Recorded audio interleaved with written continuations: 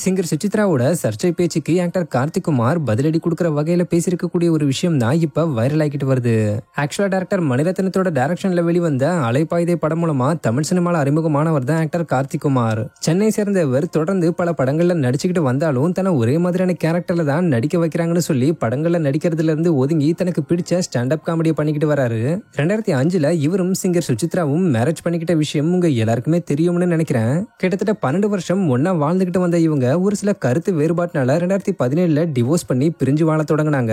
இதை தொடர்ந்து actor Karthik Kumar 2021 Amritha Srinivasan actress second marriage பண்ணிக்கிட்டாரு.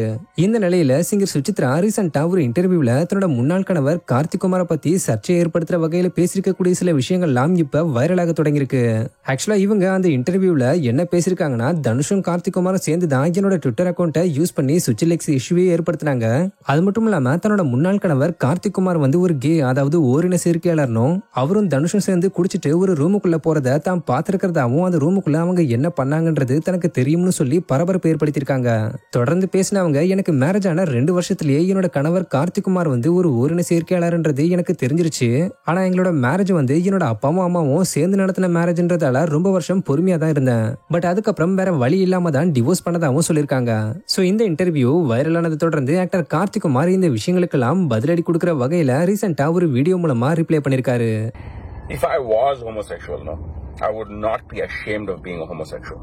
I would be very, very proud to be any kind of sexual on the gigantically glorious spectrum of sexuality that exists out there. I would not be ashamed. I would be proud. I would join a pride rally in my city, which I anyway will.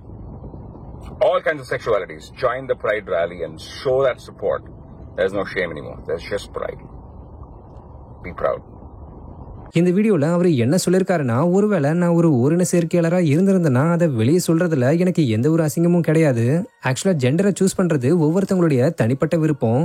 நான் ஒரு ஓரின சேர்க்கையாளரா இருந்திருந்தேன்னா கண்டிப்பா நான் அதை தைரியமா வெளியே சொல்லியிருப்பேன். அதை மறைச்சு வச்சு இன்னொருத்தருக்கு கஷ்டம் கொடுக்கறதுல எனக்கு எந்த ஒரு அவசியமும் கிடையாது. நான் ஓரின சேர்க்கையாளரா இருந்தேன்னா சென்னையில வருஷம் நடக்கக்கூடிய பிரைட் ரேலியில போய் நான் கலந்துருப்பேன். இப்போயும் நான் கலந்துக்க தான் போறேன். சோ நீங்களும் வெக்கப்படாம போய் பிரைட் ரேலியில கலந்துக்கிட்டு சப்போர்ட் பண்ணுங்க. இதுல அசிங்கப்பட ஒண்ணுமே இல்ல, இது பெருமை தரக்கூடிய விஷயம் தான். சோ பெருமையோட இருங்கன்னு சொல்லி முடிச்சிருக்காரு. இது மூலமா ஆக்டர் கார்த்திக் குமார் தான் ஒரு ஓரின சேர்க்கையாளர் இல்லன்றதையும், அப்படி இருந்திருந்தா அது எனக்கு பெருமைதான்னு சொல்லி சிங்கர் சுசித்ராவோட சர்ச்சை பேச்சுக்கு ரிப்ளை கொடுத்து முற்றுப்புள்ளி வச்சிருக்காரு.